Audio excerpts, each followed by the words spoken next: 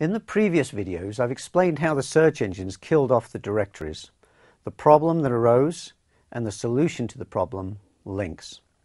So now it's time to get down to work to learn what links can do for us and how to get them. So let's start right at the beginning. Let's look at what a link actually is. The word link is really short for the term hyperlink. A hyperlink is a connection in a hypertext system between two documents or two areas within a document. Selecting a link loads the other document or moves the document you are viewing down to the area the link connects to.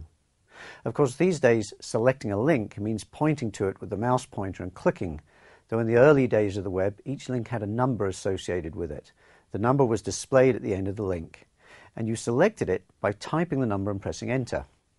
Now, in HTML, the system used to create web pages, a link is created using what is known as the anchor tag, the A tag. No, they're not known as link tags. That would be too easy. In fact, just to really confuse the issue, there is a link tag, but that's not what is used to create hyperlinks. It's most commonly used to tell browsers to retrieve a style sheet associated with a web page, as you can see here. No, it's the anchor tags we're interested in, the A tag.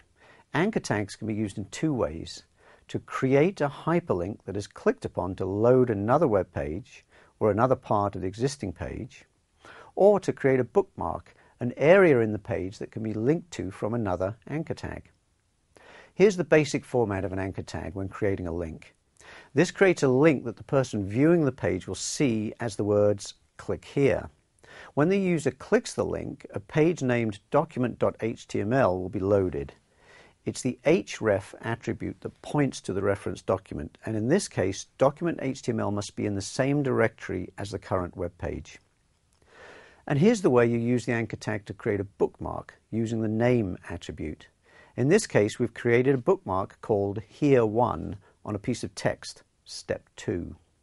You can then create a link elsewhere in the document that will link to this bookmark, but we're not really interested in the bookmark for the purposes of this course.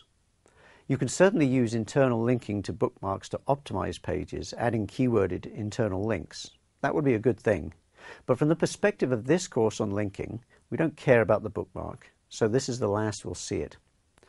Let's go back to using anchor text to create hyperlinks between documents. So here, again, is a simple link pointing to a web page called newdocument.html. This is structured so that the reference points to a document within the same directory as the page containing the link. This is what's known as a relative reference to the web page we're linking to, because it defines how to get to the page from the current page location, not using the full page address. But we can also use an absolute reference like this. Now we've included the full URL of the page we're linking to. This links to the new-document.html web page, which is found in a directory called 123 in a website at the domain anotherdomain.com. Now, let's look at the anchor text. The anchor text, also known as the link text, appears between the anchor tags. It's the text that will actually appear in the web page itself, the text that the user will read and click on. For the purposes of SEO, it's always good if the anchor text contains keywords that we want to rank well for in the search engines. The search engines read the anchor text and use it to tell them what the reference page is about. It's even better if the page we're pointing to also contains matching keywords, of course. What else can we put into a link? Well, there's the target attribute, though from an SEO standpoint it's not important. The target attribute simply tells the browser what to do when loading the reference page. In this case, for instance, the new page will load in a new tab or window. One attribute that's often used by people for SEO purposes, if they're trying to promote the targeted page, is the title attribute, which is intended to provide additional information about the link to browsers and other programs downloading web pages. For instance, browsers may use this text as pop-up text when people point at the link. Does it help from an SEO perspective? I think it probably doesn't help, at least with Google. It's a matter of debate in the business. But it won't hurt, and perhaps it does help, at least with some search engines. One attribute that is important to know about is the rel attribute. This attribute was originally intended to allow authors to specify the relationship between the linking document and the linked to document. Alternate means the reference document is an alternative version. Next means it's the next document in a sequence. Glossary means that the reference document contains a glossary of terms in the linking document, and so on. From an SEO standpoint, though, it's the rel equals nofollow attribute that's important. This provides the author with a way to tell the search engines not to follow the link. You need follow links, links that do not contain the rel equals nofollow attribute. You should assume that nofollow links provide no value to your site. Just assume that the search engines ignore them. There are various other attributes that can be placed into anchor tags, but we don't need to concern ourselves with them. From an SEO perspective, it's href, rel, and perhaps title that we care about. Of course, links aren't always placed onto text. They can also be placed on images. From an SEO perspective, putting links on text is generally better.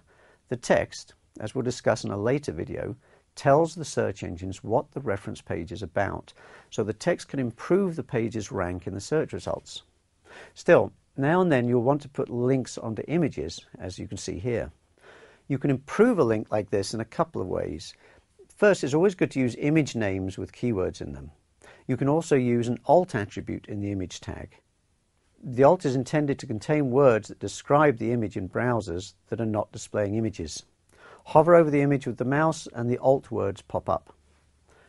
You might also want to use the title attribute in the anchor tag, just in case.